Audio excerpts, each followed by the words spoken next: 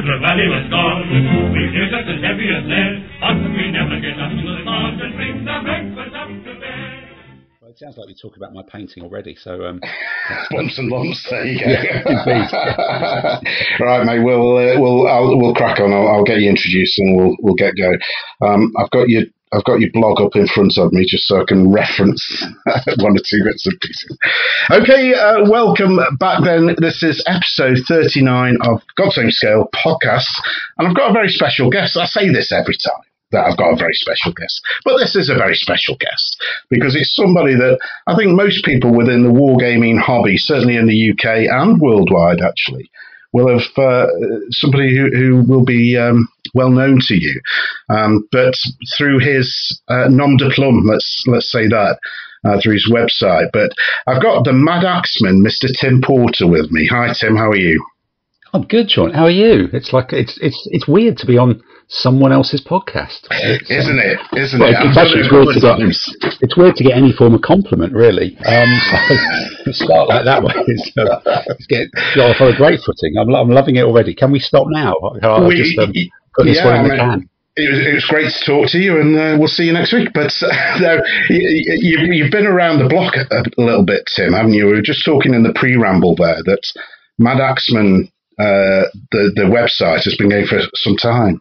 Yeah, it actually, I wish there was like a really clever strategic origin story or something like that, but it goes all the way back to 1999, which is ancient history, beyond ancient history, and it's so old.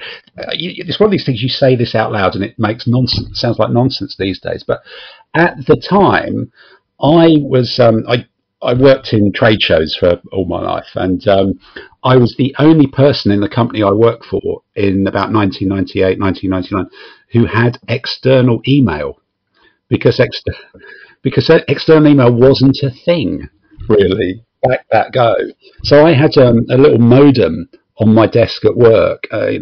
It's kind of a cold calling telesales job really, with extra bells and whistles, but so I was working on an IT show, and my clients had email because they were the IT industry. So the IT department, which was I think giving us WordPerfect on some sort of network, Microsoft didn't even really exist, and they gave me a little modem, a little bleepy thing connected to a phone line, so I could send and receive emails, and I literally the only person in the company with it. And then obviously the world moved on, but this account for my email account that I was using for work, I kind of inherited it personally because the company went a little bit beyond having a dial-up account. It's like 2,000 people worldwide or something, and it started to work. And it came with some web space. Now, because I was working on an IT show, the show needed a website, and websites didn't really exist then as such either. So we ended up, I think I was the first person in the company to have email and the first exhibition to have its own website. And we ended up getting it designed and built by a bloke who was the boyfriend of the IT support girl. So you ring up IT support, and she was known in the company as June Speaking, because she'd pick up the phone, she'd go, "Hello, IT support, June speaking," and we're like, "Oh, we need to get a website. There's no way of getting this done." There weren't companies that did it, or all these whatever you call them these days. So she said, "My boyfriend can do this. He's a computery geek bloke." So a chap called Aaron built a website, and I was sat there with this account and a bit of web space, and I was like, going, "We're paying this bloke to do it. I just want to dabble a little bit at it, obviously not to do it properly, but just so I understand what I'm paying him to do." So I started just putting up some very basic HTML pages, just to see how it worked, so that I could actually have a vaguely intelligent conversation with this supplier about what we were doing. And then it just kind of kept aggregating, and I kept sort of sticking different bits onto it and adding more content. And I think at some point, like I'm sure you're doing with the podcast, there becomes a point at which that becomes a hobby in itself. and which is great because it's actually another thing to do. It ties into the gaming, and you start to get feedback, and then you get into this thing of going, well, I've got to kind of leave it there because search engine and people finding it, you can't throw it all out and then start again or whatever. So you just keep building different bits on it. And I think from a geeky technical point of view, I probably had about 2 or 3 fairly major bits of work that I did behind the scenes to add bits to it and reformat it. But I can't even remember when. A number of years ago, I moved it from HTML to PHP, which I don't really understand what this is. I'm not, I'm in the go into Google, find chunks of code that people have posted, and then cut and paste them into my site and see if it works. There's no actual genuine understanding here. I'm kind of like that dog on That's Life who says sausages. It's not. There's nothing particularly clever happening. But PHP allowed me to start doing really to sort of add it a lot more to it, because you can combine different page elements and repeat them. So if you look at Madaxeman, the bit across the top, which is dreadfully badly designed, and any graphic artist would recoil in horror, that appears on every single page. And if I want to change that, I only have to change it once. And that was like rocket science to me. So, and then there's all sorts of other bits. There's the photo galleries and there's the wikis, and they're all just bits of software which are out there and they're all free. And I just started, out bolting a few of those and playing with them. And then it's just by existing for so long, it just seeps into the collective consciousness. And there's a few, key bits that people are mentioning about the lists of manufacturers for different scales. When I get into a scale, I'll try and chuck up all the lists of manufacturers there, and I can keep that updated. But that's all sort of modular as well. That's relatively easy to update. And just, my God, I've got loads of figures. I'll take bucket loads of photos of them, because people who play toy soldiers like pictures of toy soldiers. Yeah, they certainly do. Yeah, so there's just, and 20 years later, or 22 years later as we are, 21, 22 years later, there's just this big pile of rubbish that, that people can kind of throw it away in and search through. And occasionally I update the index pages to try and remember all the pages that are there. But it just is like a big jumble set, really. So the first question that I've been asked to ask you, Tim, and we're going to go into your hobby biography shortly, but why Madaxeman? Yeah, well, I was trying to work up this really great story about my maternal grandmother being, a Viking reenactor and growing up in the middle of Sweden, but that's all nonsense, really. You'd have had me convinced, mate, if you'd said that. Yeah, I could have been going for hours. Ran a Viking, literally, it was, what can I think of that is a domain name that hasn't been taken in, and I just typed a few things in, and I've no idea where it came from, but it was just like Madaxeman. I don't know, and that wasn't taken as a .com, and so I managed to get that as a .com, and I've got it as a Twitter handle and a couple of other things. So it's just literally what wasn't taken. Have you ever had any contact from the authorities just regarding the name of this and any potential, nefarious contacts? Well, it's but that's for other reasons, really. But another podcast. Another podcast, yeah. But no, I've got a couple of different email addresses, and suddenly you kind of think, which one should I be sending to this particular person? If you're booking restaurants or something like that with it, I tend to use a different one. But from the soldiers thing, although it's astonishing, we went to Selwig today, and coming out there's a guy from our club, Jevon, who been playing for years, and then he said, I saw him on the way out, and he said, "Oh, I guess, by the way, I've just discovered Madaxeman." We were just like, Dave would just look at him and go, "You what?" And I'm not quite bigging myself up here, really, but I was just like, really? It was like, you've known me for 10 years. he'd never come across it. And I go, have you, what? How did that work? So it was him. He's the only one in the UK. He's the only one. Yeah, the only one here around the world, yeah. Yeah, so you've captured the whole of the wargaming audience now. Yeah, it's now 100%. Yeah, it's 100% now 100% coverage. Yeah, brilliant. Yeah. Right, let's go back before we go forward then, Tim. I like doing that. Let's just go back into your dim and distant past. And how on earth did you get into this odd hobby that we call wargaming? No, well, it's airfix soldiers, isn't it? That's it. And I think back when I was a wee lad, me and my brother and I guess some of our mates, we all had buckets and buckets of airfix soldiers. And you start by making kits, and then you buy the soldiers, the little 1/72 scale plastic stuff. Then you get to painting them. And I think by the end of it, me and my brother ended up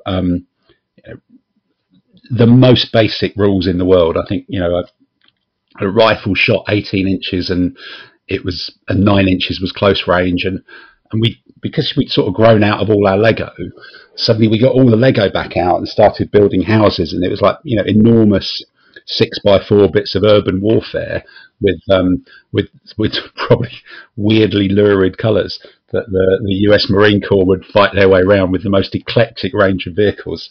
And, you got into that kind of arms race thing of whatever you could buy and paint, you could then use in your army. And I suppose what now would be called imaginations. But, and you'd find, I think I had, and you'd end up making sort of special rules. So clearly you buy airfix soldiers, you buy the packets of Gurkhas and the British and all the rest of it. But somehow I must have picked up from, or somebody must have given us just some really old, odd figures. So I ended up with, just trying to think about this, I think there were like 4 or 5 of the Arabs, the Foreign Legion Arabs, which I don't think they were making for quite a while. And then there was one medieval knight in plate armour with a sword. So, we were, I have these 3 or 4. So these would be like the elite troops. So I painted the 4 or 5 ones up as Fremen from the front of Frank Herbert's Dune. So it was like, and I persuaded my brother that the fact they were Fremen meant that they could get like +2 in combat or something. And he was younger than me, so he had to say yes. And that was it. And the medieval knight, that got a defensive roll of +2 because it doesn't matter if you're a Gurkha with a kukri. This bloke's in plate armour and he's the only one there is. So he used to just sort of wade his way through, the legions of whatever plastic soldiers and tanks he'd do, because people just bouncing off him because I'd kind of made up the rules and strong arm my 3 years younger than me brother into believing this nonsense. So yeah, so from that, then at school we had a wargaming club or something, and we had a history teacher who brought out some 28mm, because it was all 25mm, I guess it was at the time. Yeah, it would be. Yeah, it would be 25mm stuff, and a number of us got into doing that. So I had and it was, was it Hinchcliffe? There was a Hinchcliffe retailer in the next town in this is sort of in South Lincolnshire. I think were they in Bourne or something weird like that? And you got those Hinchcliffe figures in the little blue square boxes that were like the bigger versions of the Perry stuff these days. So you got some, and I had a 25mm ancient Indian army that that. And again, I think I still remember someone turning up with 15mm figures, and we went, "Whoa, what is this? Yeah, witchcraft!" But how can you paint anything that small? How can you paint anything that's so small? What's the point? And this was in the days just at the tail end of WRG, sort of 6th, I think 5th or 6th. And so the Indians were in all those WRG books that people will have had. It was basically 100 longbowmen and 6 elephants and some rubbish. And that was the gist of it. And the longbowmen would line up, and you'd try and roll the terrain to get. They were 1 foot by 18-inch square marshes, and you try and get 4 of them down in front of the longbowmen, and hope that your opponent was so stupid they just advance at quarter speed towards you while you shredded them, and then you cut them to pieces with a two-handed cutting weapon. But an Agincourt scenario then. That's basically the entire strategy. Although after that, moving on from the Hinchcliffe stuff, I then binned off all the Hinchcliffe figures and bought a load of lambing ones, which were really cute. I think someone started remaking them now, and did a proper paint job on, or better paint job on them, even though they're all monopose. So 100 of these monopose bowmen, they're about, they were literally about 3-4 foot across when you deployed them all. And I remember one year, I must have seen it in not miniature walks, it was probably military modelling at the time or something. I went, bloody hell, I haven't painted eyes on them. So I tried to paint eyes on all 100 of them when I was 18 or something. And it looked bloody ridiculous. It looked like they'd been hit by a volley of fried eggs. It was just because I was only, I didn't really know what I was doing, and there was no internet. I'd not painted eyebrows on the buggers. And that is the secret to eyes. If you just paint a white splodge with a black dot in it, it does look like they've been hit by fried eggs. So it was about, I think I lived with it for about a year, then I just painted all the eyes out. And then about 2 years later, I found out the eyebrow technique and was like, oh, got to do them all again. So I did that. Then I went away to uni, and Loughborough and the wargaming club there were playing. I'm trying to think, they were playing some other bits of pieces. They were trying to play Shock of Impact because. Oh my goodness! Oh my god! That game's probably still going on, is it? I think it probably is. I think there is that thing amongst wargamers, isn't it? It's like there's this thing that works that's really popular. And then, so we'll just be bloody minded and pick something to prove. And do something else. Yeah, exactly. So it's like, oh, shocking. But then 7th came out, which was I think one of the first times there was you could suddenly see rules writing. Okay, 7th had problems down the line, but as going, right, we've actually ripped up the normal bottom-up way of building rules, and with casualty charts and this weapon's better than this, and go, right, we've got march moves, and we're not doing base removal or single figure removal.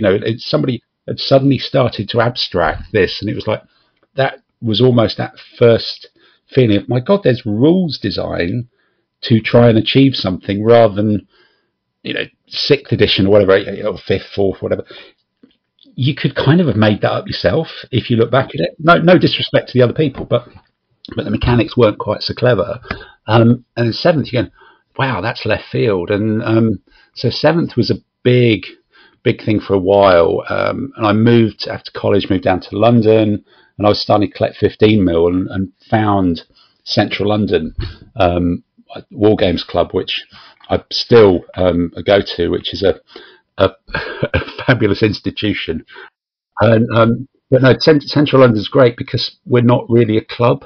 We're kind of sort of an anarcho-syndicalist, whatever, something like that. Because we don't have a committee, we don't have rules, we don't have subscription. We're just people who meet in a pub, and we do it on a Monday night and a Thursday night. And every now and then, someone will come along and go, "Oh, we should." Save up some money for something, or we should have a committee, and we're all like, I think you're leaving. It's just like, we're just going to freeze you out. We're not having any of that nonsense. And it's been going for 20, 30 years, nowadays. We just moved to different pubs. I think around North London, we're currently in a pub in Mornington Crescent, but we've had some interesting ones. There was one time, because the Mornington Crescent pub, I think, had new landlord, they kicked us out for a while, and we ended up in this place called the Cock Tavern, just round the back of King's Cross. Now, the first night we were going there, we couldn't get in because the police had tape round it because someone had been stabbed, which was lovely. And we were playing in this sort of back room that I think it basically had Irish labourers living in it, or sleeping in it when under the tables while we were playing, which is a bit weird. And then one time we got there, and half the room, so you imagine it's sort of a longish room, and one end of it, every single thing in it had been painted blue. Walls, ceiling, light fixtures.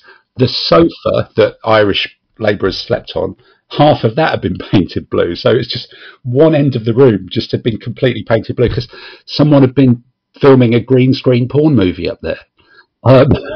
So, if your dice fell on the floor, you were very careful about how what you were scrabbling around for to pick them up. It was that was interesting. And then a few other different places, but we've been in. You do have a motto, though. Oh yes, absolutely. Just it smacks of incompetence. Because I think we'll talk about this later. But there's the competition thing. We've always been a going away to competition sort of club. And it's the Jolly Boys outing once a month somewhere around the UK or Europe or further afield. But really, you're going there to hope that someone else in your club makes a dreadful mistake, and you'll never let them forget it for the rest of their lives, really. So it smacks of incompetence. We're looking for someone to make a mistake and then just remind them about it forever.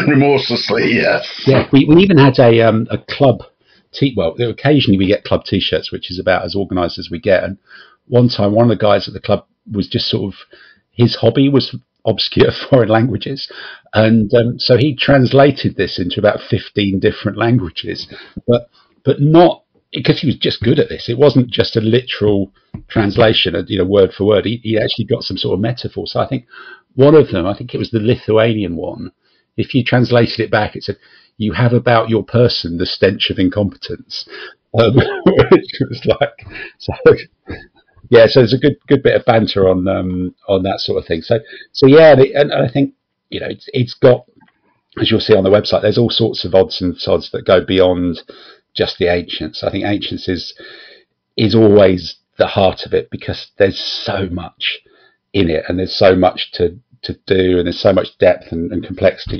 You almost can't run out of armies to start or collect. But everything from dabbling a bit of World War II to little spaceships to I played Malifaux as a sort of very clever skirmish game recently for a while, just to try and paint different figures, and all sorts of other things. Renaissance. If I look around in the messy room where I'm at, you can see all sorts of different rule sets and things like that. But it's still really ancients and playing ancients in a quasi competitive manner has always been what's driven the fun on it, really. Looking at the Madaxeman website or blog, is there a difference actually between the website and the blog? Yeah, it's all part of my completely incoherent, probably nonsense SEO strategy. And I think this is something that I've chatted to Tamsin and other people about, which has changed. I think a few years ago, it started off just as a website, but to drive traffic to a website or get it found, maybe 10, 15 years ago, a lot of wargames was just on blogs, on Blogger, the Google Blogger platform, and everything was happening on Blogger. So I've got a website, but people are writing their own blog. They're liking other people's blogs through the Google world. It's like a little closed world, which I suppose it was. Yeah, all those blogs were kind of like a Facebook for wargamers, really, because they all connected, and you could put something on your blog, a widget, I think they called them, on your blog, to click to like other blogs and things like that. And I just kind of went, I'm missing out on this being part of this thing, because mine is just a standard website. It's not connected to the Blogger world, the Blogger universe. So I created I just set up a Blogger site for it, and then the way it kind of works is that I will post an article on Blogger, and Blogger's got quite a lot of tools to push that out to other sites. So effectively, I key something into my Blogger site. It then appears on the front page of Madaxeman as a news item, and it automatically goes to Twitter and Facebook and a couple of other things to kind of ping it out, to basically save me doing like loads more work on the website and less painting than I actually should do. So it looks the same. I've kept the look and feel the same, because you can actually tweak Blogger things, but really it's an easy way for me to create content and push it out to a number of sources to tell people it's there, but I think certainly over the last 5 years plus, the number of comments and things that happen on Blogger seems to have really fallen off, and I think Facebook has stolen so much of that wargaming conversation nowadays in all the different groups and things, that the Blogger thing still seems to be, it's almost a piece of back office, if that's the word, to the website, rather than the front facing bit that it used to be. And it is just about pushing it out on Facebook to whichever people they decide to let you send information to that day. Has replaced it a bit more than it used to. And then I guess podcasts as well, and YouTube have just become a much bigger part of where that conversation happens as well. But I guess these things do change. It's not always going to be the same. Yeah, I think there's so many outlets now. Although when I first started a blog, I don't know, 2008, something like that, that was pretty much it, the Blogspot Blogger platform. But now there's just so many places you can go to put your content, and to have something that would link it's a fantastic idea. Actually, I wasn't aware of the ability of this, where you could post in one place and I'll just throw it out to everywhere else that you wish to connect. It's Blogger sites create an RSS feed, and RSS feeds were quite cool a while ago, but they do still exist and work, and other bits of software can take things from an RSS feed and repost them elsewhere. So that's the gist of it. To me, it's a thing that is, and also it's owned by Google, so it's going to help your search engine, isn't it? Yes, obviously. They're going to promote stuff that's their own. So, so it's, again, it's my theory. I'm not at all an expert on this, but it's just throw content at the wall and it'll keep going. So yeah, that's the theory. There's probably almost certainly people out there who are far more clever at this stuff and are just shaking their head going, it's nonsense. And I think I do occasionally get chat to Martin at Vexilia, who keeps saying to me, yes, but you cannot have a website with a brown background. That's bloody rubbish. And I keep going, yeah, I know, but people are used to it, and I just can't be, or whatever. So yeah, there's ways and means to do it, but I don't want to do more.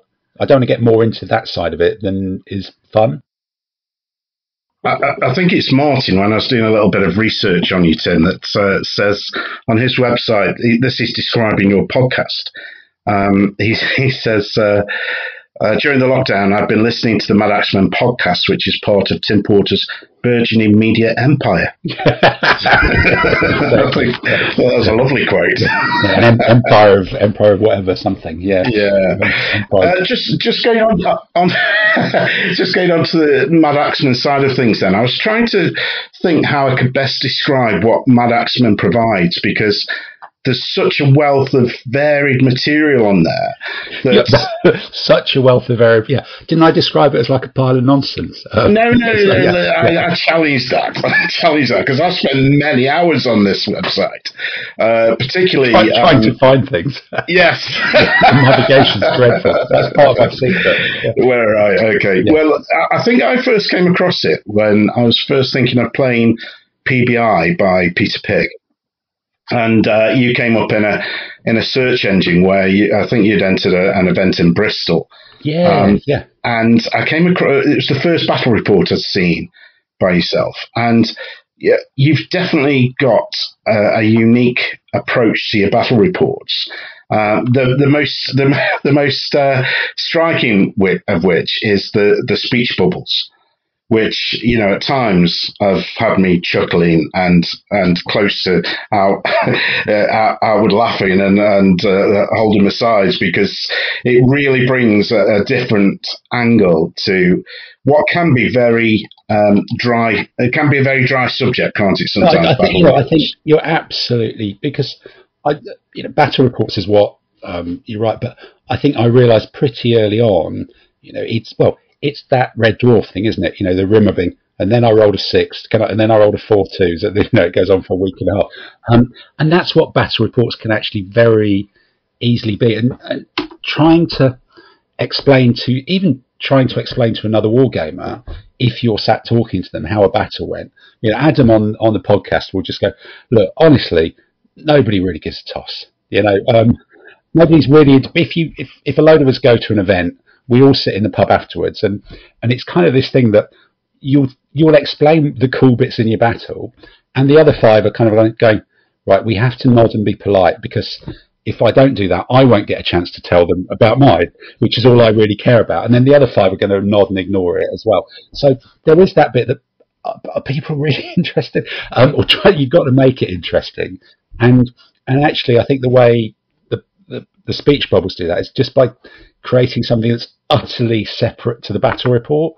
And quite often there's a completely different narrative going on with the little guys on the table talking about things. And you know, sometimes you get a roll on it, you get a bit inspired, you get some good stuff going on, or something bizarre. Or you know, I think one of them's worried about you know, the guys in the line worried about whether they've left the gas on or something, or left the iron, and just completely surreal nonsense. But you've got to keep it engaging, because battle reports just aren't that interesting.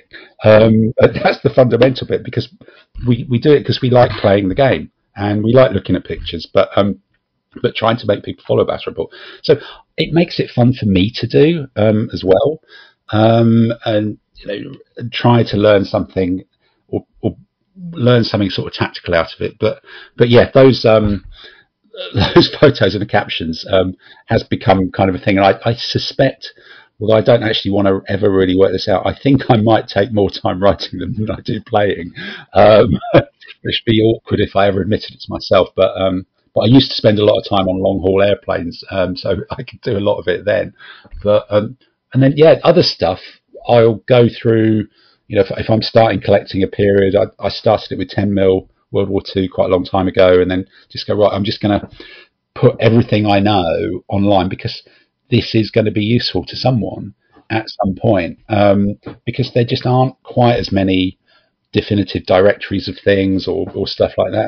And if I've painted the damn things and taken some photos, if they are there for 10, 15 years, they do then start to, you know, the effort is worthwhile, because over that time enough people are just about going to see them to do them. But yeah, it is the battle reports. If I do each time I do a new battle report, I'll push out, you know, I'll put it on Twitter that it's out there, and I'll post it on a number of different forums and things. And normally you get and the different web traffic monitor things are always slightly different, but I use one called Stat Counter that does some nice simple graphics. But that will normally show at the moment that if I put a new battle report out, probably more than 1,000 or just over 1,000 people will read it within the first 3 or 4 days. Wow. Which, you know, that's kind of like, I feel that work's worth doing. You know. Yeah, definitely. And if it's still 1,000 for the next one, there's obviously quite a lot of war games to churn through. Yeah, yes. Or some of them are coming back, maybe. Yeah. Well, I'm just looking on the battle report section. I think the first one goes back to the Nationals at Loughborough in '99. Yeah, so 22 years of battle reports. Yeah, you know, and that one was, you know, just like one set of words. I've probably lost the pictures, and I think, you know, if you go through them, you can see when I got a different camera or something, or when I started working out some clever formatting things, or chucking in YouTube videos to break it up, because again, it's just about, this needs to be broken up, because if it is just picture text, Nick Harkaway could try writing that, and it's not going to be something you could follow. So, you know, and then you do have somebody who helps you, though, don't you? Hannibal helps you out. Yes, of course. Yeah. Yes. Well, you know, that was because that's one of the salute figures. You know, they give a special figure at salute with in the bag. That Hannibal figure was one of their figures from years ago. That I did a kind of a reasonable paint job on it. I painted eyebrows on his eyes, and you know, I do learn occasionally, and it was kind of how it sort of I got to the end of the battle reports, and I was thinking there's got to be some sort of summary here, but but I can't really write a summary that says, yeah, I did brilliantly and I beat the other guy, because that makes you sound like a bit of a tosser, really, doesn't it? So, and quite often it didn't really happen. So I ended up thinking, can I write something that is still, if I write it that's always rude about me, and try and pick some sort of, summary or nuggets out of it. And then you start delving into the crevices of the internet and you find that there are websites that will randomly generate, an Elizabethan insult or something like that. So that honestly, or Viking insult or all sorts of things. So I think they like that Daily Mail headline generator. They drop different loads of text in. So I started doing those, and then that's just become a thing, really. And I kind of feel compelled to carry on doing it. I think Hannibal might be more. I think there's people who think it might actually be someone other than me writing it, because they're like, it's really rude to you. Who does that? And I'm like, no, it is me. It is me who does it. And and then you end up playing with other things. I think on some of the latest ones, I've found out how to do that Daily Mail headline generator thing. So in some of them, if you refresh the page, the very odd things about, from the light of the Egyptian Horus for Ferrero Rocher, that will be different next time you do it. It's just randomly assembled nonsense, but which just amuses me, even if nobody really knows it's happening. So yeah, it's been quite a while with those.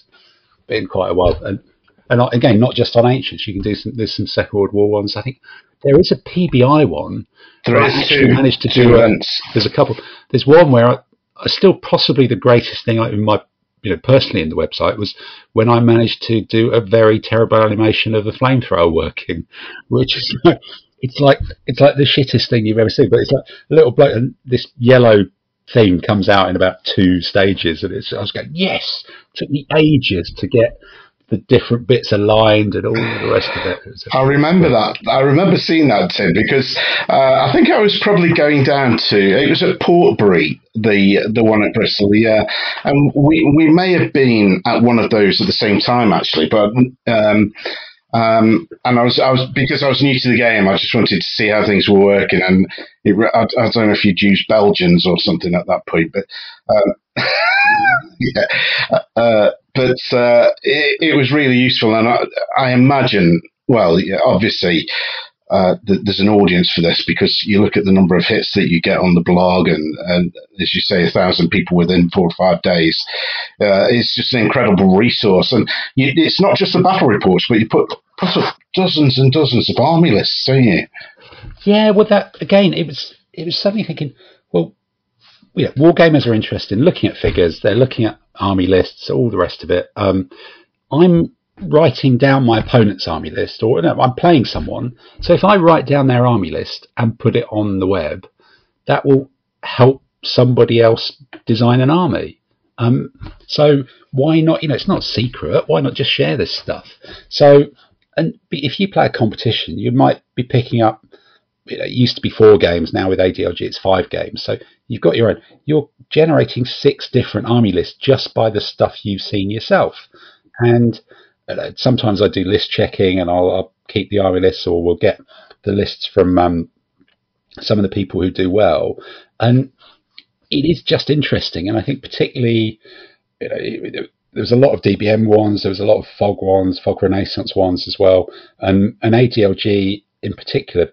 As a rule set, there's a lot of different ways you can actually put an army together. It isn't so much what's the one perfect list that you're trying to get to, which some systems will gravitate you to, and people go, oh, I didn't think about doing that, and it just helps people get armies on the table and have a sort of vague idea how to use them, and then you once you're over that stage, you start enjoying it a bit more, because you're not struggling. You're not getting the basics wrong, if you like. So it was just, here's something that gets generated anyway. If I just write it up and key it on the web, people are interested in that stuff. Absolutely.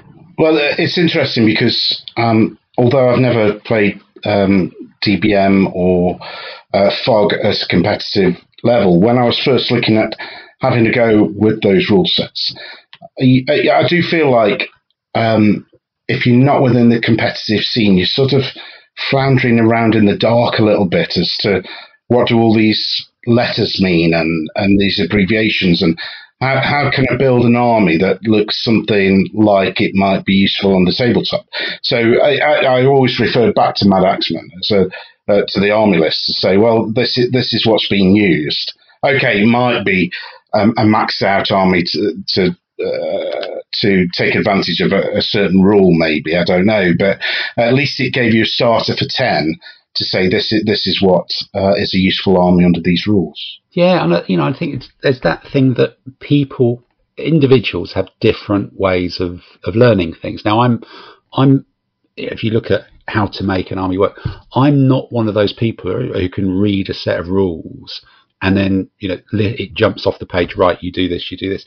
I'm someone who kind of has to put the figures on table and shove them around and go, actually, yeah, that, and whereas other people, I know people who can just literally read a set of rules and go, oh, these are the key bits on that, and this is what you need to do. But so I think there's a lot of people who learn by doing, and if you can give them a helping hand, if you get started, then you end up playing it yourself and go, well, actually, I prefer to play this a bit faster or a bit more defensively, or I prefer, and you tweak it. So I think, I get a lot of the lists I do from looking at other people's going, I'd never thought about that. And it's particularly something me and the other Central London guys find when we go abroad, because you get into a completely different, I suppose the word is meta, isn't it? And suddenly you go, God, they're playing it like this. Wow. That's interesting. I'd never thought of that. If I and you can just, it means that army list that's written on the page that suddenly has got 20 different ways of being put together that are all viable or interesting or going to give you a good game, rather than just kind of one or two. Yeah, it's interesting, isn't it? When I say there's so much content on your website, on the Madaxeman website, you've got the army list, you've got the battle reports. You talk a bit about a delve into Malifaux, which is a game I played myself and really enjoyed. Yeah, it's clever, isn't it? It's really good. It's very clever. And there's no dice, so you can't blame dice. No, you can't. That game, I think Malifaux it's another one of those ones where, and I think I mentioned a while ago, we did talk about it a while ago, seeing Seventh having some clever ideas, and then DBM was just like, someone's ripped the rule book out and is approaching this from a completely different angle, isn't this clever? And Malifaux, you can really feel maybe it's a wargaming question, really, because that's a company, isn't it? That's a company that makes high price models, and it's sort of in the GW kind of world, but nowhere near that scale. But the sense that there's a team of professionals designing and testing this so that it's just good and it works, it kind of makes you have a slightly different perspective on still how homebrew even the professional stuff in historical wargaming is. I don't know if maybe I'm just projecting too much into it, but it's like this is the product of something that works. This is somebody's work. Well, it felt incredibly innovative, I think. It didn't feel as though it was just a fad or just something for the sake of being different. The idea of using the cards was almost thematic within the game, wasn't it? Thematic, yeah. It's really, really good. It does everything. It was completely consistent, top to bottom. I suppose the closest thing probably I could say in historicals was maybe when Saga came out. And you kind of go, yeah, this is doing things. It is, some of it's the same, but some's different, and it's trying to create stories and moments that you can talk about, in a way, and use the dice thematically as well. So, yeah, it's interesting when you see that sort of professionalism come through, even if you don't know what you're looking for until it happens. Then you're like, that's what it looks like. Yeah. Oh God, there is a different way. Yeah. Obviously, I'll put a link up in the show notes to the website and I can't believe that there'll be anybody listening to this that hasn't already visited Madaxeman. I think Google works as well fairly well. Yes. Yeah. Exactly. It's either me or the Michael Schenker group that you get. Okay. But there's an incredible resource on there from 15mm manufacturers, 10mm manufacturers, for the World War II stuff. I think there's even American Civil War stuff on there, isn't there? Yeah, we've got a lot of American Civil War stuff, in 10mm great scale for it. And there's links into the podcast, which... was that a lockdown project, was it, Tim? Or podcasts had been one of those things that I was trying to do for a while, but I couldn't really... you came up with a great idea and did it professionally. I was sort of thinking, what could I do? Like, I guess a lot of podcasters. But then during lockdown, there's half a dozen of us from the club were like, we can't meet up and chat nonsense about soldiers down the pub. So almost to keep ourselves sane, we just had a weekly Zoom call just to talk about what we're painting and the rest of it. And I just was recording the Zoom calls, and because I'd got a subscription to Podbean, I had a platform to put them out on. If you look at the archives of the Madaxeman Podcast, there's about 2 or 3 years of higgledy-piggledy stuff where I was trying to do bits that tied in with the battle reports or something else. Then at the beginning of lockdown, which would be March, April 2020, there's a few where we stumble towards getting the format right, and just chat about what we painted, and then it just got into a bit of a roll. So we were all 6-7ers were painting more so that we'd have more to talk about next week, and then we started adding some sort of regular features. Andy does a quiz, and then we end up doing I'm sorry, I think you're an arse for a while, and then we make some nonsense up about upcoming events and things like that, and it became something we all really, really enjoyed. But it was just us chatting to each other and just keeping in contact and keeping talking about war games. Otherwise, it could have all just sort of fallen by the wayside. And again, that sort of built up a bit of a head of steam as well. And now both Tamsin and Dave. Tamsin today, I saw her at Cell Week, and she said she had someone go, "Oh, you're Tamsin from the podcast." They recognise the voice, and the same's happened to Dave as well. And it's just, I guess it kind of, it's not serious at all. We've got a whole cast of characters. Tamsin's the only good painter. Well, Dave's a good painter, actually, to be fair, and Tamsin's the proper good painter amongst us, and some of the rest of us are not so good. But we just do it for the fun. And I think the bit that really sort of step changed it, which sounds sort of quite odd really, was we've got a chap at the club called Howard Gray, who is a music producer, and he's got a Wikipedia page. There's I think he did the theme tune to the Lost in Space film, and a song called "Stop the Rock," which I won't even try and sing. It's like an 80s thing or something. But and he said, he goes, "Yeah, I've listened to the first couple of your podcasts. I like them. I've got this piece of music. Do you want it? Because me and the guys did it, and it was supposed to be submitted to Sons of Anarchy as kind of incidental music. That's what they'd done it, produced it for, and it didn't get accepted. And he said, "Do you want it?" And I was like, "Yeah, I'll have it." So he sent it over, and that's the kind of this means war thing. Wow, I was going to ask you about that, Tim, because without owning the rights to music, you have to be very careful, don't you, about what you put out. Careful. But yeah, this is original music that someone said, "Would you like to have this? You can have it." So yeah, he's worked with Public Image Limited, Orchestral Manoeuvres in the Dark, all sorts of people, so he's proper thing. So I'm just lucked out that he happens to be at our club, and I kind of like the podcast. So I use the damn thing as often as I can, really. Why wouldn't you? Very exactly, yeah. I'm going to put it out as a single soon. It's like, And that is incredible, because there's one or two podcasts out there that use original music, and it might be the podcast host or one of the guests who might be able to play the guitar or ukulele, but generally they're a bit rubbish, to be honest. But that is absolutely top drawer quality, and it's way more professional. Yeah. Well, look, the guys produced U2. Well, there you go. Listen, I can't top that, mate. I can't top that. No, I think it's nonsense as well. It's just like, what how does that happen? That is brilliant. But so that's kind of the thing, but I think, cutting that music in does, or any music in really does do it. It's a bit like the battle reports, if it's just lovely as we are, if it's just us talking, it does need to be broken up by something at some point. Otherwise it becomes a bit hard work.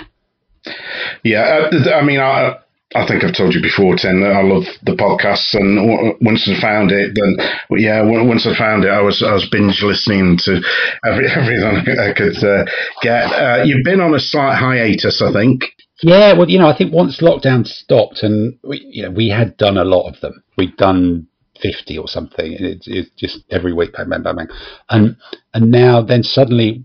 I think we'd also stopped painting because we'd all painted so much stuff during lockdown. And then we bloody hell, we got a game with it, really. And you still look at the figures and go, I still haven't used that army yet.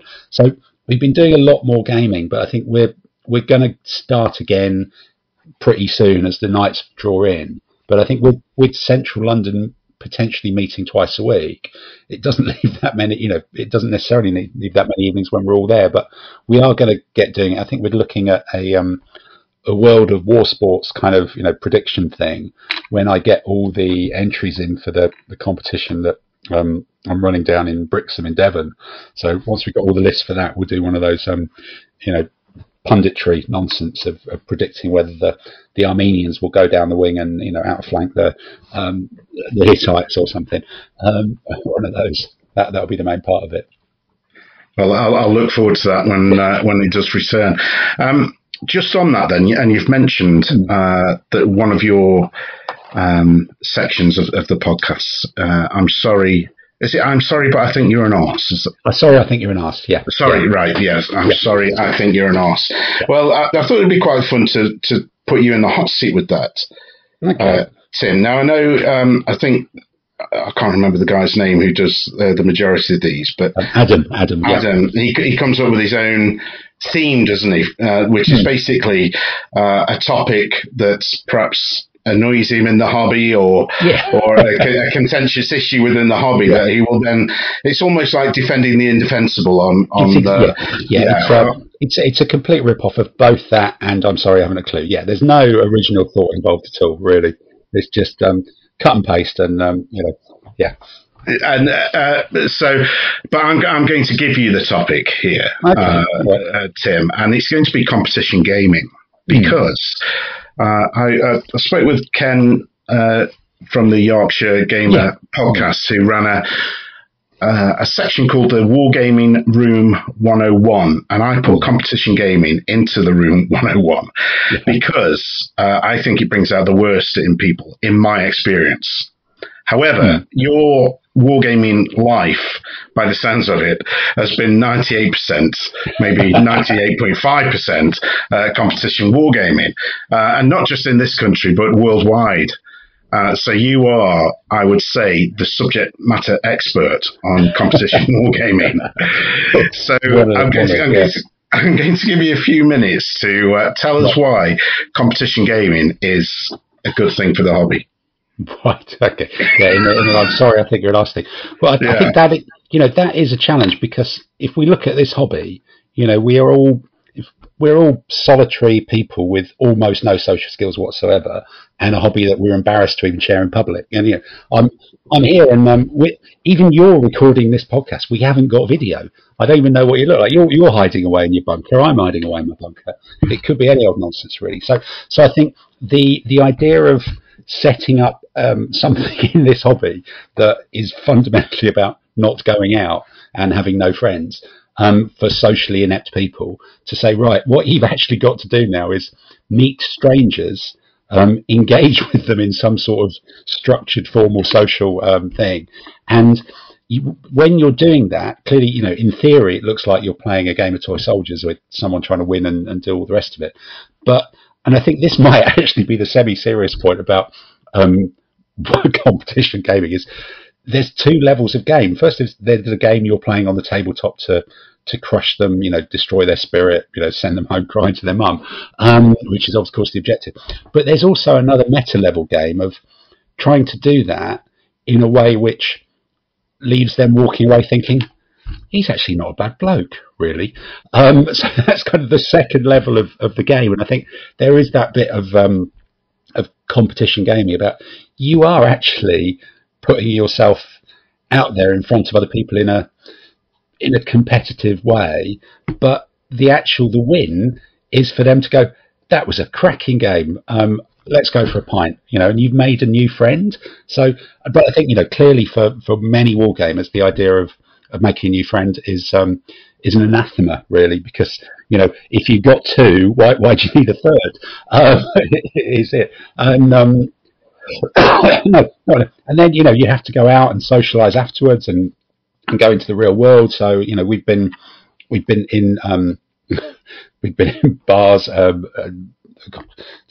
It's the kind of thing that in the States you do end up in a Hooters if you go out with American wargamers, which is just a dreadful, dreadful thing. But it's just kind of the appropriate environment for them afterwards. And that bit I mentioned earlier about providing a context for you to sit round and talk to 6 other wargamers about what dice you rolled, and for them to know that they've got the opportunity to also bore the other 5 of you, and that shared social contract of, okay, I should look bored and walk away here, but I'm going to grit my teeth because I then get my chance to bore them in response. That's an inevitable part of it as well. But I think, more seriously, this is a hobby about gaming, and it's about playing a game. And a competition is just a chance to play 5 or 6 games in a weekend against people who are strangers and who become your friends. I've got mates from the competition circuit who I've known for 30 years, and in a very wargaming sort of way, I know what armies they've got. Dave Hanley, some of you might know from Yorkshire, I must have been playing him on and off for 30 years, and we still joke he's got this unit of light horse who are dressed like Santa Claus, and they appear in every bloody army. They've been Hungarians, Romans, everything. But when they turn, that's kind of a mutual joke we've had going for 30 years on it. And I barely know anything about him other than like all these people. Their armies, what they play, and you'll have these superficial conversations with them. So you can pretend to have lots more friends, but without actually having to get to know them. So as a wargamer, you can kind of sidestep that whole awkward, genuine interpersonal stuff by having friendships entirely based on toy soldiers with people around the world that you can then move them around and pass them on. So I think there's a lot of positives, and I think the probably the final positive, actually I'm just trying to think on because part of ITSA is about being rude, isn't it? So if I can be rude about you, Ken, by default, I think there is this continuing thing of how are we going to grow the historical wargaming hobby, and the answer is always we are going to persuade those many millions of people who put millions and millions of dollars into the pockets of Games Workshop to suddenly start playing historical war games because it's only a small step for them. But I think the idea of saying to someone who has, from the age of 12 has been going into Games Workshop to buy an army, not even bother painting it, glue it together badly, so they can put it on table and beat their school friends with it. And their whole ecosystem is about Games Workshop bringing out a better figure to beat people in a competitive game, and you spending your pocket money on it, and then they bring out a better one the next week as well. That is the entire the competition format is the entire basis for pretty much every other non-historical war game out there. Now, there's no 11-year-old creating a 18-foot by 6-foot diorama of the battle of, the XYZ planet of space lunatics and monkeys on jet bikes or whatever they're called. Yeah. I think that's the new codex for that or something. That is the one, it's coming out next week, yeah. Yeah, exactly. There's no one out there doing that in a basement, spending a year doing it, taking it to a show, moving the figures possibly twice, and ignoring all the other people walking past who are trying to engage with and to ask them what it's about. That side of the hobby does not exist in the non-historical side. That it's an anachronism for the historical side. So if we as historicals players want to expand and get some of these young whippersnappers to move over from space orcs on space hoppers or whatever they are, competition games are where they're going to go, because that's what they do. That genuinely is a thing. And so I think, to me, it's great fun. You go around the world, you have a load of beers with other people, you meet other people, you meet completely new sets of friends, you eat interesting food, you get ridiculously drunk, you go to nightclubs that you're way too old to go to, and some of them you don't even get let into. You get some great stories out of it, great experiences, and widen the circle of friends. And the games are kind of fun as well, as long as you approach them in the right attitude. But they're sort of secondary. I'm trying to think back. If I only played my own mates in my own basement, I wouldn't have travelled once. I think it is on the battle report somewhere. I flew to an event in Seville. So we had a night out in Seville. We were in a Lord of the Rings theme pub in Seville.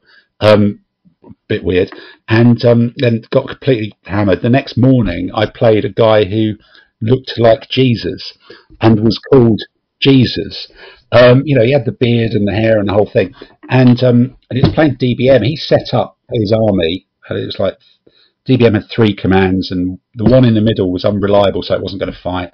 And I had all the matchups right, and I went to the guys and said, his army's unreliable. All the matchups are perfect, and he's advancing towards me when I'm better than him everywhere. I could beat him in half an hour. This is nonsense. And then I waded my troops in. I had the worst dice you've ever seen. And I was taking my stuff off in fistfuls, and I'd lost the game in 40 minutes. So I'm going back to the other guys. That thing I told you? I just had my arse handed to me on a plate by Jesus. Which is kind of weird.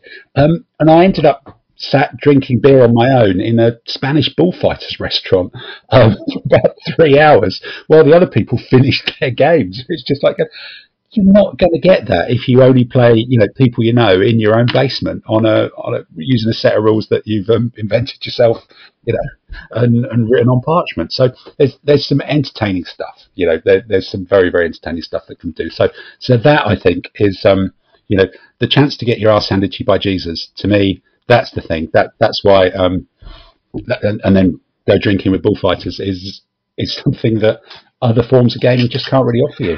It's almost impossible for me to come back with that story. So you floored me with that story, because just going back to the ethos around competition gaming. Now, I have. In the interest of full disclosure, I have taken part in competition gaming. I did some WAB back in the day, Warhammer Ancient Battles, and I've done some in the Games Workshop arena, dare I say, and also the Kings of War arena. But I'm gonna, just let me throw this one caveat at you, that does it or does it not, in some people, does it not bring out the worst in some people? In that it becomes that I've got to win this because they want to win the tournament, or they just want to beat you, or they want to be the best amongst their club events that event. Does it not bring out that ultra competitive, win at all costs player? I think. Of course, yes. Seriously, there are people like that, but I think there's a lot of caveats to that. I think if you look at the historicals world, and the big competition thing in historicals has always been ancients, because the way the armies work and the rules and all the rest of it, there's always been the biggest pool. I think back in fact, even today, there's kind of 500 people will play in some form of ancients competition in the UK in any given year. So it's a big number. But I think if you went back 10, 15 years, there was much more of a genuinely, this is a competitive thing, and we're trying to take the powers that be, the people organising events, we're trying to make them more serious, and we were younger. You know, the graying of the hobby, we were all younger, so the thing was geared towards creating competition.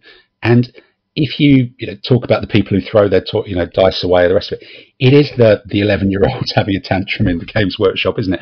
In some ways. So when we were all closer to being 11-year-olds, yes, I think there was for a while a time at which it got, at the top end of it, a little bit toxic.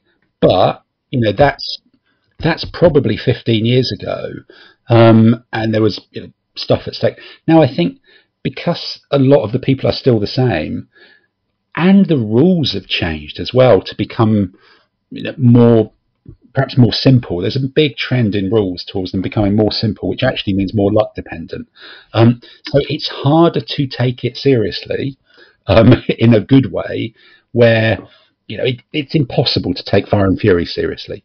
And Fire and Fury isn't a competition set, and it's because mad stuff happens with it. And I think more of the rules have got simpler, cleaner, better written, and you're going, actually, I've done this. I've got a box of trophies that are sat on a shelf that my wife tells me every 6 months I need to throw out, and that bit of, I want to go create some stories and meet some new people and have a beer with them and make sure they enjoy the game. Part of the aim is actually, did you enjoy playing it? That's what I want to achieve. And I think what a lot of people want to achieve. And I don't want someone to think I'm an arsehole. And I think a lot of people, 20 years ago, 15 years ago, there was a group of, I would probably say us, who were not that fussed if people thought we were arseholes. But I think we've just all grown out of it. So there was a moment in time that was a thing. And like anything, to say it brings out the worst in people, you can do my sort of very tongue-in-cheek 28 foot by 16 foot, 27 mil Napoleonics down in your basement, and one of the people there in your club's going to be an arsehole as well. Anyway, because it's that's sort of part and parcel of the hobby. That's the nature of the beast, really. So yes, I think there are arseholes, but actually we've all just got past it, and the rules have moved on. And if you are running the competitions in a way which does that is less serious, you, as the person who's running the event, have got an ability to set the tone as well. So if the organiser's going, right, there's loads of rules, there's this, that and the other, and you've got to do this and points, and we're deducting, and it's just like, it creates an atmosphere of competition. If you go, right, everybody please be bloody nice, there's free tea, we're all going to go to the pub afterwards, please don't be a knobhead. It kind of creates this isn't serious, you are playing toy soldiers. That does create a different expectation. I think all the people organising events now just want them to be fun, and want people to enjoy them. That's it. I think my opinion is probably clouded from years and years ago, and I think I talked about this with Ken about the Worlds at the Assembly Rooms in Derby, where it was possibly DBM, or it may have been 7th. It was round about that time. Yeah, and there's people from South Africa there was Italians there from all over Europe, and it was a great spectator sport whenever something kicked off, when two people really disagreed over a couple of millimeters or a dice roll, and I think that I'm clouded very much from that 15 agents. And I remember those days, and it was dreadful. But I think part of that, or a big part of that, was because the organisation was trying to make it an important thing. So the organisation and the whole way it's put together did sort of create that. And I think partly, 7th was a dreadful rule set, because I think with a lot of rule set, well, every rule set, there's a mix of, do you win the game by playing tactics that are rule set agnostic, or do you win the game by knowing the mechanics of the rules better than the other guy? And 7th, that balance was way towards the mechanics side of it, you know. And I think that's true with a lot of rule sets, but I think nowadays rules authors, we're now 2, 3, 4, 5 generations of rules since that, and people have learnt that they've got to kind of batter that out of it, and it just doesn't happen. But if we were all playing 7th again, I suspect that might still be the case. But the modern rule sets are just, you know, if it's a 6-1's just going to wipe you out, it's quite hard to take it seriously and take it to heart, because it's just that stuff happens really. Whereas in 7th, you could play the game such that you squeezed the luck out of it.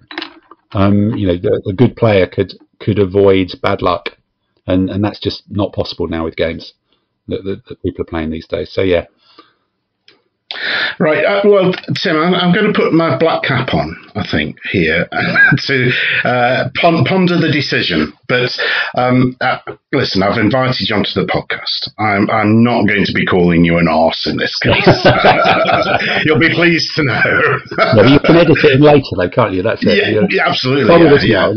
There'll be a little bit of music, and then you go, well, actually, that'll be it. Yeah. I'm joking aside. I think it's a wonderful segment within your show. It's one of my favourites. But no, we've repeated a couple of them. I put them out as individuals. I've just cut some of those bits out and put them out. So there are some recent ones which are just the arse, I think, is possible. Yeah. But I think you've fought your corner very well there, mate. And I do agree that as people get older, these things, winning becomes less important, doesn't it? In this environment, and I do still see, because I do keep a watch eye over the fantasy gaming scene, because I've been involved in it, and there's been a couple of real stinking examples in the last couple of weeks where people have either got very upset over an army list that somebody's taken, and things have come down to personal insults, or famously at the London GT, as it was, and I think there was to the strongest event at that as well, actually, a couple of weeks ago. The BHGS ran about 6 events in parallel with that. We had some events that I was involved in. Yeah. But it had the world's largest 40k event with close on 600 players, and it came down to the one. They sorted it out so the 2 top players played the final game on the Sunday to decide who was going to win this world's largest event. And one of the players had his first turn and basically won the game before the other guy had rolled a dice, because he'd just blown his opponent off the table, and they shook hands at the end of it. So that seems all well worthwhile, doesn't it? Going through it's all over before the other players rolled the dice. But exactly. Yeah, something's gone wrong in game design there. That's maybe that's not one of the professional ones for sure. Yeah, possibly. Yeah. Right. Well, we'll move on to the last section then, Tim, if that's all right with you. And it's quite a pertinent section, because we're going to talk about wargame shows. Now, Partisan was last weekend, which I went to, but you've been to Selwyn today. Yeah, no. So how did that go? It was really weird to be back to a show, because it kind of makes you realise how many of the traders you end up knowing. You know, I do know a number of them, because I've been organising the BritCon show and competition up in Manchester for the last 5 or 6 years. Anyway, so I do chat to a good number of them through that. But so I got there about 1-ish, because I'd seen stuff about Partisan saying how busy it had been early doors at Partisan, which is the same with anything, isn't it? You know, you go to Salute, and there's a queue around the block for people to get in at 10, and then you walk in at 10:30, and you just go, where's the strategy amongst these people? You know, it's like, there should be something about this. So just do a flank march, come in the back. But yeah, so I deliberately got there because I thought I want to go when it's a little bit quieter, and get around and have a chat to it. I think it's very difficult to. The venue is great. It was big enough, it was airy enough, there was loads of space. It felt in COVID world, as safe as being outside, because it was such a big empty venue, really high ceiling, that sports centre. It's a million times better than the edge of the swimming pool or whatever it was that they used to hold it in, that was almost inaccessible. But obviously a different part of the world. But I think you've got a couple of things. Maybe it was a little bit quiet, but I'm only there at 1 o'clock. But if you think that's moved from Crystal Palace, where it would have had a catchment area of Crystal Palace, to slightly north London, where it's a slightly different catchment area. But I think the big thing is Salute this year is in November. And then you've also got Warfare in November as well. So that's a lot of shows to ask people to go to in London and the South East in a handful of weeks. So I think they were marginally down on numbers, which is pretty bloody good, is actually the answer. There were a lot of demo games there from different clubs and things like that, that they were all very keen to get back in. The traders all seemed happy. They were, they were kind of like, they understood that this was getting back to it. I think what will be interesting will be the traders have all done very well through mail order over the last 2 years. And it's whether that assumption that people will carry on using mail order, or whether they will start actually saying, well, I've only did it because there wasn't a show, and now I'm going to spend my money at a show. I can see there being some traders who go, well, I'm now making so much money online, I'm just going to stick online. And then they might find that money just goes back to the face-to-face event. And also, I suspect there's been much more spend, because if you look at, I don't know if you saw one of those things, it might have been on Twitter or something, so Games Workshop share price has done, and sales have done really well through the pandemic. And somebody put something, said the pandemic has proved that the hobby of playing Warhammer is actually just a distraction to the real hobby of buying and collecting Warhammer. So if you're not allowed to play it, you've got a lot more time. Just go online and buy the damn stuff. Looking at myself, I've got 3 armies in the painting queue that I've bought, and it might even be 4 if I'm honest. Shit. Oh God, there's no. Yeah, no, and I've just not got round to even starting yet, because I've just bought them because you sit here and you click online and the rest of it. So I have a suspicion that some of the sales over the last 18 months that are online were I'm sequestered at home, and I'm just clicking because I'm bored and I wouldn't normally have bought it. And some were ones that actually, if there's a show, I'll buy it at a show, for different things. But it might just be different rules. There seemed a lot of 20 mil, maybe I was just watching it because I've been playing a bit of the Two Fat Lardies games, Chain of Command. There seemed a lot of 20 mil World War II stuff there, a lot of terrain buildings. I nearly bought a 6 mil MDS 1920 cinema from Blots, which you're not going to find that on a website if you're browsing, are you? But I was really tempted. I nearly bought it, but then I realised I'd have to buy the rest of the whole town to go around it. I couldn't just plonk it in the middle of the German countryside, which is all my other 6 mil modern stuff. So yeah, it's those sorts of things. So but it was good to be back, and it was just getting up to speed with a lot of changes for that show. But everybody seemed pretty chilled and just warm and happy to be out and meeting people and spending some money again. Yeah, I think I mentioned in the pre-ramble, I've looked at Tamsin's blog, Wargamer Girl, I think it is, isn't it? I think she's done a loot haul thing where she's shown what she's bought. But she mentions that a number of traders may be down slightly, but the number of games on display might have been up. Visitors might have been down slightly, but I think there's a bit where we're going to have to get the confidence back for the punters to get through the door, because we are, well, there's a huge debate in the hobby. Are we a grain hobby? But the demographic I think is certainly at the upper end of the age brackets.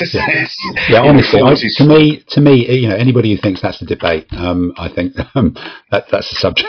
Yeah, that's not a subject for debate, is it? Really? No. I think 40s to 50s and beyond is the typical demographic that you'll see at these shows. And that brings with it the related health issues and concerns about COVID.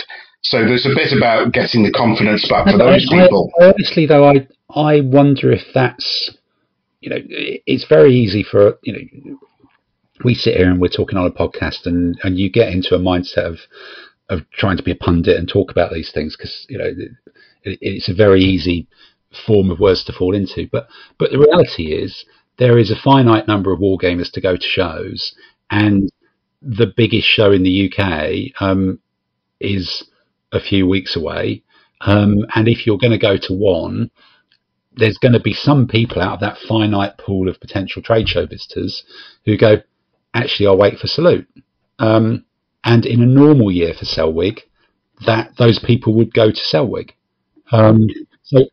Yeah, I think that's a much bigger. I think that's a much bigger factor than anything to do with COVID or whatever. Because Partisan, looking at the photos and all the rest of it, was absolutely rammed. That must have had more people than ever before. So I think we could guess that it's COVID, but that's probably us sit here stroking our beards and going, oh, COVID, yeah, but. Actually, it's like, no, there's 3 bloody shows within 3 weeks. Listen, absolutely. And I suspect that argument is the better argument regarding numbers because there's a finite number of gamers who've got a finite amount of money to spend in such a short space of time. So the fact that we've got, is it within 4 weeks or 3 weeks, we've got 4 weeks probably, we've got 4 big shows that normally wouldn't be clashing. And Salute, yes, I think Salute will be a great litmus test to see where we are, but I won't be going because of where it is in the calendar. I've got other things within the hobby around about that time when I ordinarily would go in the April time slot. I'm not, I think I will go. I don't have anything to buy, but I think I will go because it's Salute. And then I think also when I used to have a real job, for a while I was Excel's biggest customer. So I would always manage to get I would always manage to get a free ticket from them. They were like, you couldn't get me this, a freebie for this thing that's a £5, please. And they're like, what the hell? It's pointless, isn't it? It's nonsense. They go, yeah, right. Well, listen, I absolutely love the Salute show. It's quite. I spend quite a lot of money before I've walked through the door, just because of where I live in the country. It's what we call at our club. It's an event show. It's the whole day is an event, in that we're travelling down to London. We get on to jump on the underground, which we do once or twice a year.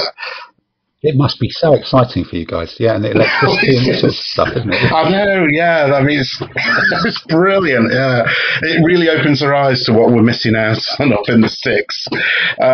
But I'm led to believe it will be on again this coming April. So we'll be back down then. But and it's so difficult, isn't it, for these organisers who've missed out on being able to put on the shows and their events over the last 18 months or so. It's been so difficult for the whole trade show industry. Never mind, wargaming is just such a teeny tiny part of it, but for the whole events industry, it's been beyond catastrophic. But I think you look at, it's difficult how quickly we're getting back, and we get into stuff that's not about toy soldiers really.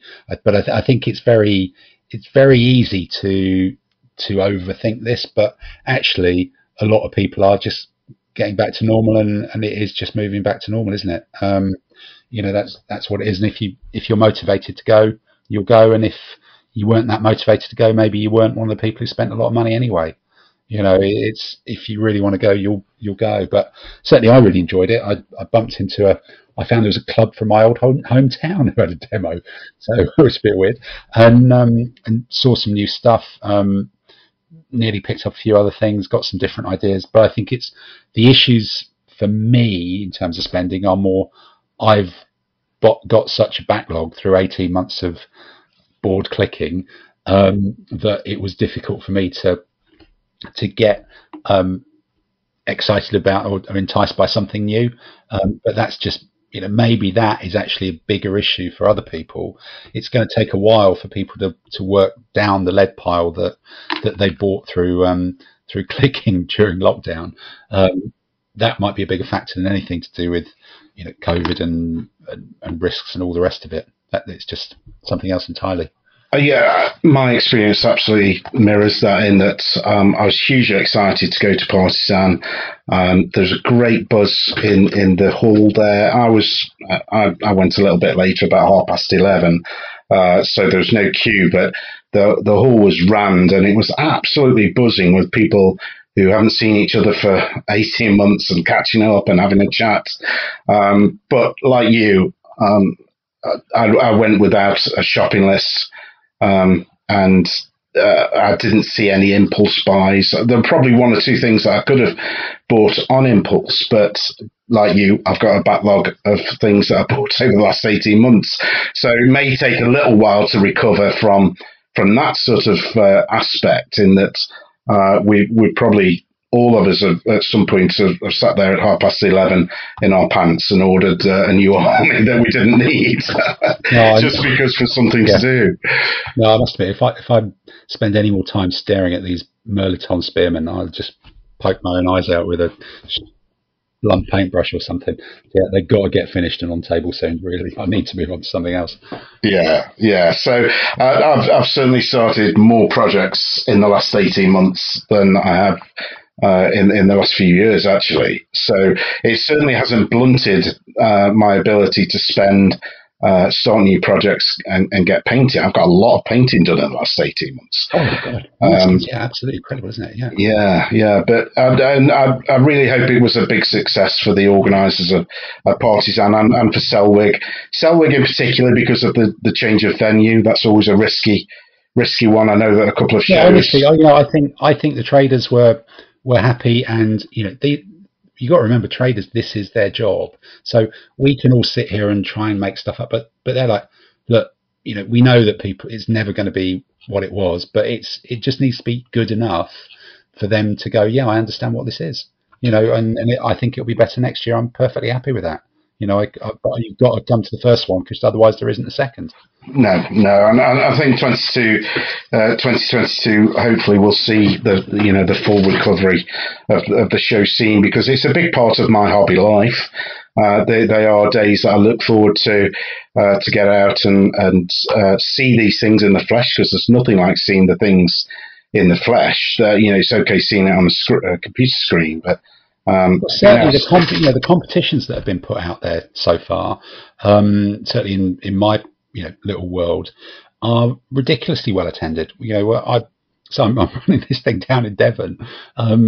It's 50 minutes south of the bottom of the M5, and we've got nearly 40 people signed up to it, and I'm astonished. I thought we might get 20. Is that the first year it's run, or? Yeah, absolutely. Yeah. First time it's run. Right. First time there's been anything further than Bristol, other than the show at Paw in Plymouth in January. So it's just a 2-day ADLG competition. But we got nearly 40 people coming. I think that's fantastic. The town won't know exactly what's happening. Yes, got to get a few more potatoes in, I think. Yes, I think they will.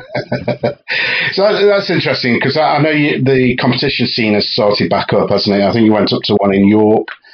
Yes, did York? York was the first one. They managed to do that quite early, because they did it outside when the rules were slightly different, but that was fully subscribed. There's been, certainly in ADLG, there's been a load. The fog sets of people have started doing it, DBM started, so they're all getting back up to speed on it, and numbers are looking good in all of them. I don't think there's any that's been smaller than the last time it ran. It's actually people wanting to get out and put all these new armies on table, because if you can put a new army on table and show off your new toys, that's actually what it's about. Yes, yeah, it's a big part of it, isn't it? And that's great, and long may it continue. So, have you got a busy year coming up then in 2022? You've got your own show there, own event at Brixworth, but yeah, so BrickCon has been in Manchester for about 15 years probably now, but unfortunately they're knocking the building down, which makes it a bit awkward. So the Barnes Wallis building. Barnes Wallis building, yeah. Barnes Wallis is going to be Barnes Wallis bombed, I think. But then anyone who's been there when it's been particularly hot and discovering what air conditionable means rather than air conditioned, we'll possibly not miss it as much. So I've been hunting different unis, and we're going to take it to the heart of the Lead Belt, to Nottingham, to Nottingham Trent, their campus in the middle of town. So I'm just waiting to sort out the paperwork on that, and then put that out there, which gives us kind of an interesting, because it's sort of a trade show and competitions, and we normally get a couple of hundred people at it. I saw Rich from TFL down at Selwig, and they're keen to do a Lardy Day as well, and that could bring another 80 people to it as playing soldiers, and I suspect we might see bigger numbers, and see if there's any other historical periods out there that want to come along, because there's a lot more space there, and I think that could really see the trade show kind of kick on as well, because it's in the past it's been a nice little trade show, but it's really been there to service the players. But you drop it into the middle of Nottingham, and you've got Partisan in the spring and Partisan in is it Hammerhead in the autumn, whatever. But there's nothing in the middle of the year around about that area. So I think it could actually be kind of, we might have lucked out through Barnes Wallis failing to become listed. And a bit more central as well, isn't it? Yeah, much more central. And it's even good for internationals. The East Midlands Airport connects to the place with the metro, so it's a really, really good new venue. After a while, on-site student accommodation, 45 quid B&B sort of thing. So it's a nice thing, and I think one of the upsides of the age of the growing of the hobby is that there are more people who are retired or semi-retired, who've got more time to spend on weekends doing it. So you can actually sort of gear it around that, and a lot of positive stuff there for that, I think. What date's that then, Tim? That's going to be the second weekend in August. So I think a lot of the traders do. There's a show in Scotland on the first weekend in August, and they tend to come. They used to come down to Manchester, but now Nottingham. I guess a lot of them will actually be local and stay at home. So yeah, second weekend in August, and we should get details about that on the BHGS website as soon as I sort it out myself. That's the other thing that I do. That's good. And any foreign trips for yourself planned? Have you? Yeah, we've done. So into the foreign events. Yeah, really missed that. Really missed that. That was just such a good thing. But a few of us have planning to go to Alicante in January. So the Spanish ADLG scene's pretty big, and they're running an event down there. So it's out of season. The accommodation is dirt cheap. There's budget airlines fly there for 50 quid. So you can kind of have flight and 2 nights accommodation for about £120. Right, okay. That's not bad. That's how much I spend on getting to Salute. Exactly. Yeah, that's literally it. So we'll be in southern Spain and for a long weekend in January, and then see kind of where we go from there. But I think because there's a lot of stuff in France, in Greece, there's some bits and pieces in Italy, and I do want to try and get over to the States again this year, because I think the last competition I did pre-lockdown was actually Cold Wars in the US, and I was actually there when the US locked down, so I had to kind of flee the country, but otherwise I would have been stuck there. But that was a very weird one on the eve of COVID. But yeah, it'd be good to get back out to some of the big cons in the States as well. Yeah. Sounds like things are moving apace, and the hobby is getting back up to speed then, which is great news for all of us, I think. It definitely feels like it. Definitely, whether you're a competition gamer or not, in fact. Indeed. Yeah. Really one of those weird ones who lives in your own basement with like that old friend that you don't really like. Tim, it's been great speaking to you. I've been a a fan from afar for a long time with the content that you put out, and when I found the podcast, that was just nirvana for me, really, to hear you and the other guys on there banter about your own hobby and the competitive side. We can all blow smoke up, but I suppose there's 6 of us, isn't it? 7 of us, so it's more difficult for you to do the smoke blowing. But I think I think podcasts have been brilliant for the hobby, and I think, as I said at the beginning, now we're in a world in which professional media is not that much different, and people are used to accepting this sort of stuff. It's actually really helped with the acceptance of podcasts. So, you do a great job. There's loads. Well, there's so many many good podcasts out there. And I think I'd say to anybody, it's fun to do it itself, isn't it? We end up having a chat to each other, and then you record it, do some editing, and other people can listen. But just having a chat to other gamers is good. Yeah, it is. And doing it by proxy, by listening, is great as well, especially in these times. Yeah, absolutely. I always ask 2 things of any guest that comes onto the show, Tim. One is relatively easy. The first is relatively easy, and that's that you agree to come on again at some point in the future. Absolutely. I will. I'll try and make up some more stories.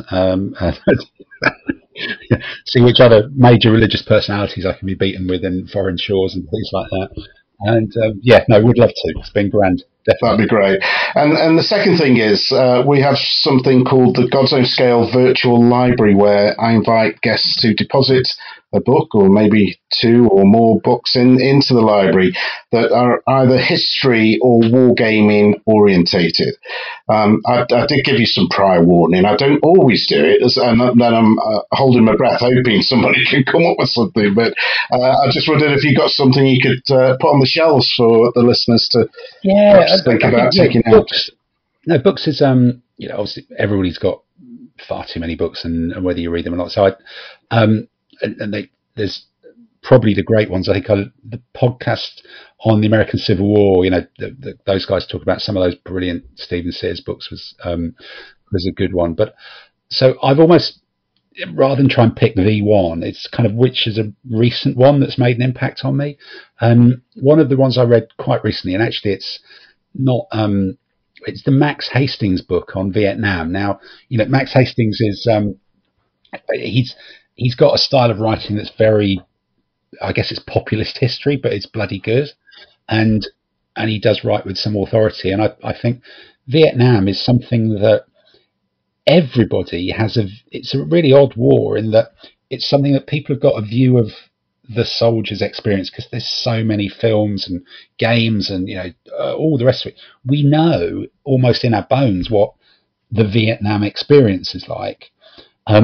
But the bigger picture of it just happened just too long ago for certainly me. I was just a bit too young to really followed it, and so just these really superficial bits about the big picture.